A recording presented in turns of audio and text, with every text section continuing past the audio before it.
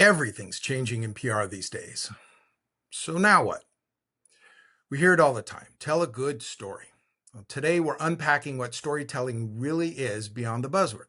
From brand narratives to everyday conversations, we'll explore how storytelling shapes connection, builds trust, and sparks action. Did you hear the story about the wild pig and the sea cow? I didn't. So, a wild pig and a sea cow were best friends who raced each other just for fun. And one day, the sea cow hurt its legs and couldn't run. So, the pig carried his friend into the ocean where they could keep racing, one on land and one in water forever. Wasn't that a great story? That is a story where every child in a hunter-gatherer tribe called the Agda in the Philippines learns. It's a very important story. There's a lot more to it. But there's something really interesting about that story. I thought I would share it as sort of a precursor to today's discussion. So researchers set up this really clever set of experiments. They asked 300 tribal members among these 18 different camps to vote for the best storytellers in their group. And they could vote for as many people as they wanted. The researchers then ranked the top vote getters. They then asked 300 different members to name a maximum of 5 people with whom they would be happy to live. The best storytellers in the first experiment were nearly twice as likely to be chosen by the second group. Remarkably, the storytellers that were chosen over people who had equally good reputations for like hunting and fishing and foraging. What was wilder still was that the most skilled storytellers, they had on average more children. So the researchers discovered that storytelling is an actual biological advantage if you know how to use it. And I thought that was really interesting as we think about storytelling in our line of work, public relations and marketing. Storytelling is completely universal. There's no culture on earth ever that we know of that didn't have some kind of storytelling built into the humans that comprised it. And these AGTA kids are growing up with a very important skill that all of us need, but not all of us tap into. You need to hone this skill for your story to stick and convince people and sell. So I thought we'd start like that. What do you think of that? Yeah, I think that is a great kind of, I guess, parable for what we face every day in our business, right? A lot of PR and communications professionals have kind of hit on that storytelling and strategic storytelling is what sets us apart from, anybody else, right? We're experts in this, right? Ostensibly. You hear just about every PR or marketing person say they're good at, right? We're good storytellers. But I mean, what does that mean? As we said earlier, it really has become a buzzword, right? But it's important. Storytelling is something that is never going to be taken out of like human hands, right? It's not something that AI is going to be able to do as well as humans do. And it's what gives life and substance and meaning to the stories that we tell, right? Our kind of creative slant on what it is we want to message on behalf of our clients. Storytelling is critically important. And the difference between a good storyteller and an okay storyteller, it might be subtle to somebody who is new to the space, but it can have massive implications and a massive impact on the success of a PR campaign. You brought up a couple of points that I think will echo throughout this entire conversation. One is life, humanity. AI can be great at a lot of things. It can even tell you a story, but there seems to be an artificiality to it. And when you listen to a good storyteller, there are parts of your brain that literally light up that don't light up when you're, say, looking at a PowerPoint. Facts light up the frontal lobe of your brain, but decisions come from your hippocampus. As it turns out, decisions in the hippocampus are intertwined with the emotional centers of your brain. Good stories make our brains release oxytocin, dopamine, cortisol. Those are the chemicals that are associated with attention, recall, and persuasion. That's pretty much the goal of every PR and marketing department out there, is attention, recall, and persuasion. Absolutely. So, we want to learn how to tell good stories, but I think it's important maybe we take a moment to define some of the parts of what it is we're talking about, starting with like mission. Every company wants to have a mission. Why do you exist today? Your core purpose. And you can develop a good mission by asking yourself, so what, a few times. But that mission, think about it in story terms. Think about it like a quest. This is the thing that we're going after. But there's more. There's the vision. The vision is that future state you're building. What are people willing to fight for or fight through to get there? And you can think of that like the promised land. Then there's the message. And a lot of people get message and story sort of conflated.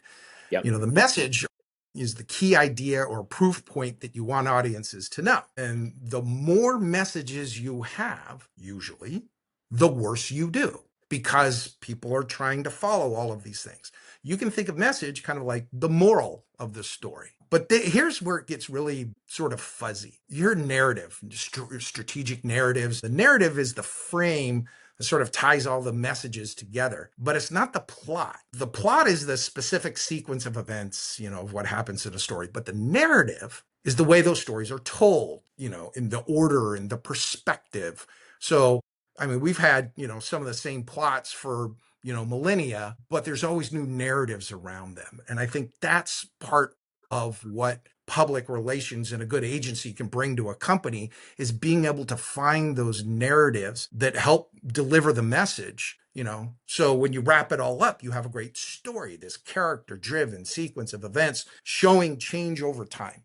Yeah. People need to change, and that emotional resonance that you were mentioning, that's critical. Otherwise it's just a series of facts. The proper part of your brain doesn't light up and it doesn't work. Something that we encounter all the time with clients, new clients, potential prospects, is they may have some of these ingredients, right? And the way I think about storytelling is all of the things that you just clearly defined are all ingredients in a great story, right? And I think it's pretty common for founders to say, all right, here's our mission, here's our vision, we got all this great stuff, now let's just package it all up, smash it together, and that's our story that we want to go to, right? The more you try to jam into your story, the harder it is to follow, right? We talk a lot of times about how people really remember the first and the last thing you said. The stuff in the middle is important, but it's not what they're going to recall or what's going to drive them to act, right? Storytelling sounds like this big thing, like you have to paint this kind of saga that captures every single thing that the client wants to get across, right? And again, that just muddies the message, right? So we want to have succinct ingredients here. Like the vision statement should be really short, right? And to the point. It should be punchy and short. That's where our value comes in, is helping kind of founders distill all the stuff it is they want to talk about, right? And it's all really important, but slicing and dicing it into smaller, kind of easily digestible little stories, customized for each audience, right? Whenever you're working with an agency, you want people to be able to listen critically and, as you said, distill it, but synthesize it and package it in a way that when they hear it back, they're not going, yeah, but they're going, yeah.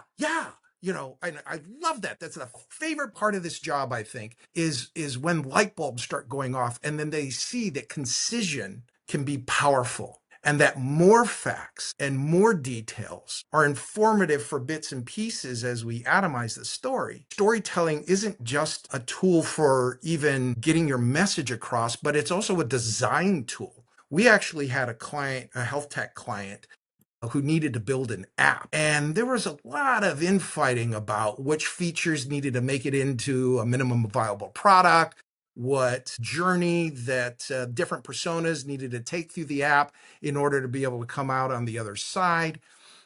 And they had all the bits and pieces. They even had research on the different types of audiences that they wanted to be using the app. But what they didn't have was a story. So we sort of raised our hands and said, give us a couple of days. Let us take everything that you've told us and come back to you with a story.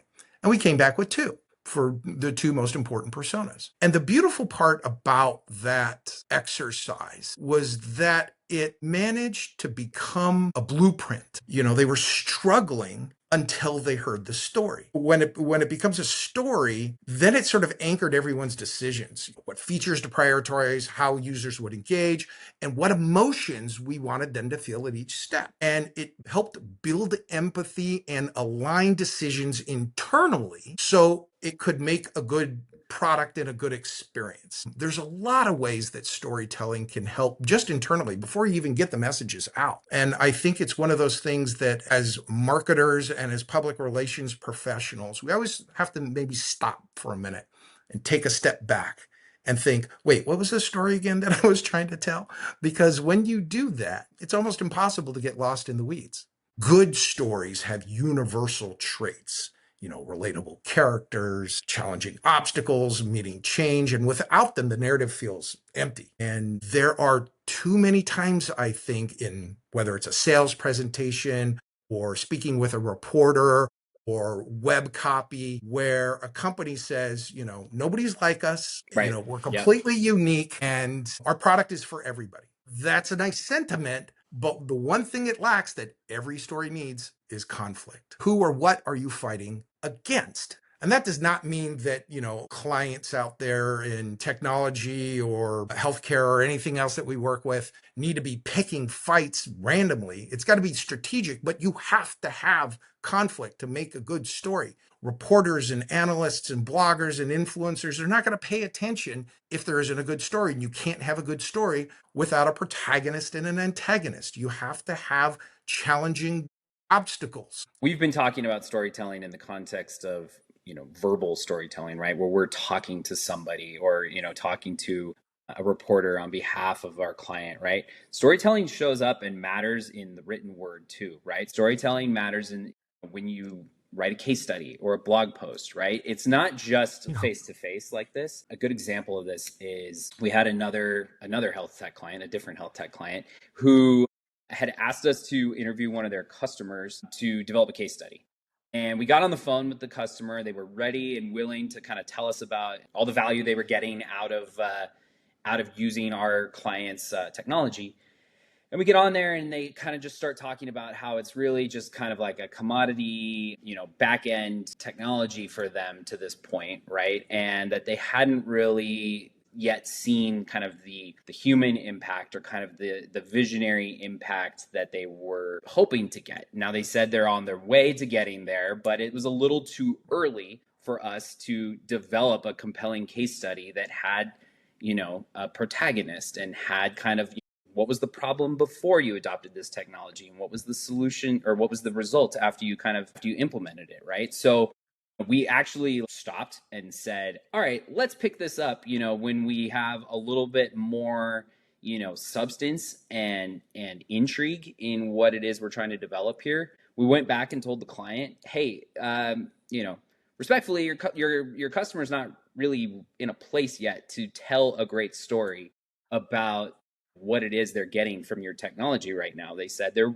ready to come, back to the table once they've got a little bit more results to talk about. Our client really appreciated that counsel and, understood that you don't just tell a story just because these guys would like to do a case study. Let's go do it. Timing matters, right? And the substance of what it is that you're talking about matters. And so storytelling also has an element of timeliness to it, right? Like, can you connect it to real world results, bigger trends that are going on in the world, what's happening around us, right? To make people care. If you're just writing content just to fill your case studies page or your blog page or whatever it is, those stories may just be kind of vanilla and then nobody cares and nobody pays attention, right? So those are important elements to think about, especially when you've got limited amount of time to capture somebody's attention, right? You can't waste their time with an average story. You got to make sure that you've got something really kick-ass ready to go talk about so that you grab and hold their attention.